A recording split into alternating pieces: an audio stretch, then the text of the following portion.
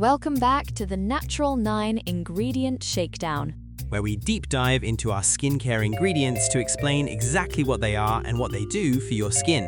Right, today we are looking at an ingredient that could well be sitting in your kitchen cupboard right now. It looks like flour, it feels like silk, and you probably use it to thicken your Sunday gravy. We are indeed. Today we are talking about the properties of Arrowroot Powder. Now, I have to be honest, when you first told me we were doing a skincare deep dive on a root vegetable, I was skeptical. I mean, it's a starch, isn't it? It is, yes. Specifically, it comes from the Maranta arundinaceae plant, which is a tropical tuber, but dismissing it as just a starch is, well, it's a bit of a mistake. In the world of natural skincare, this is what we call a functional powerhouse. Powerhouse. That is a big word for a seemingly simple powder. What is it actually doing? It's all about texture and absorption. You know that complaint people always have about natural balms or deodorants, that they feel sticky or greasy?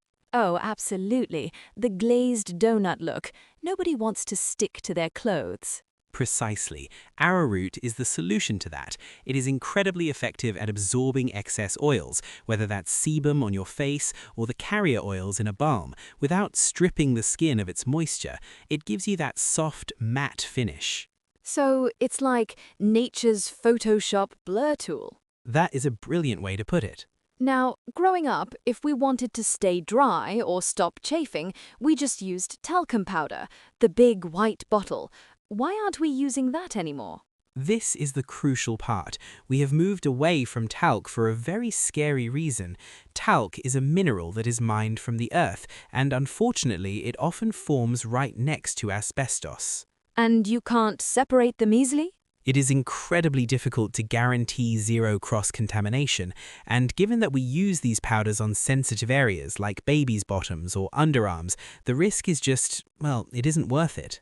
So arrowroot is the safe alternative? It's the superior alternative. Because it's a vegetable, not a mineral, there is zero risk of heavy metals or asbestos. It is edible, non-toxic, and safe if inhaled by accident. What about cornstarch? I see that in a lot of talc V powders. Cornstarch is okay, but it has a downside. Corn is a grain, and in some cases it can actually feed yeast or bacteria on the skin. If you're prone to acne or fungal rashes, cornstarch can sometimes make it worse. Arrowroot doesn't do that. It's much more inert. That is fascinating. So it's safer than talc and cleaner than corn. Exactly. I have to ask about the name, arrowroot. It sounds a bit aggressive for a soothing powder, doesn't it? Like a weapon. It does, to be fair. Well, there is actually a fascinating bit of history there. It's not called arrowroot because the plant looks like an arrow. I assumed the leaves were pointy or something. No, the name actually comes from its original medical use. The Indigenous Arawak people of the Caribbean, who called it aru, used this root as an emergency antidote. If you were struck by a poisoned arrow in battle, you would mash up the root and slap it directly onto the wound. You're joking. It was a battlefield medic. It was, because it is so highly absorbent, the same reason it soaks up oil on your face, it would essentially draw the poison out of the bloodstream before it could kill you. That is incredible. So we're putting a literal poison extractor on our faces. In a sense, yes. Obviously, we're not dealing with poison darts in the nursery, at least I hope not, but that same drawing mechanism is why it's so good for acne. It gently pulls impurities and toxins out of the pores, just like it pulled venom out of a wound. I will never look at that white powder the same way again, from surviving jungle warfare to, well, preventing nappy rash. That is the beauty of nature. It's usually multitasking. I've actually seen people on social media using this for, well, everything, not just in lotions. Oh, it's incredibly versatile. It's the main ingredient in natural dry shampoo, for one. If you have greasy roots and no time to wash your hair, a pinch of arrowroot on the scalp, brush it out, gone.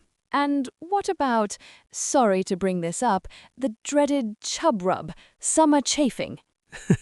A very real problem, and yes, it works wonders there too. Because it creates a silky barrier, it reduces friction between the skin. It keeps you dry and comfortable without clogging your pores. Talk to me about sourcing. Since this is a plant, is it sustainable? Very much so. Arrowroot is a perennial crop. It's harvested traditionally. They dig up the rhizomes, wash them, pulp them, and dry the milky liquid into a powder. There are no heavy chemical solvents involved in the extraction, unlike some other industrial starches. It's a very low-impact ingredient. That really does sound like a powerhouse after all. It is. It transforms a product from good but greasy to luxurious and silky. It's the finishing touch. Well, there you have it. If you've got some arrowroot in the pantry, maybe don't just save it for the gravy. If you have any questions, please drop a comment or send us a message. You can find more information, research, and sources from today's episode over on our website's ingredients page on naturalnine.co. See you next time.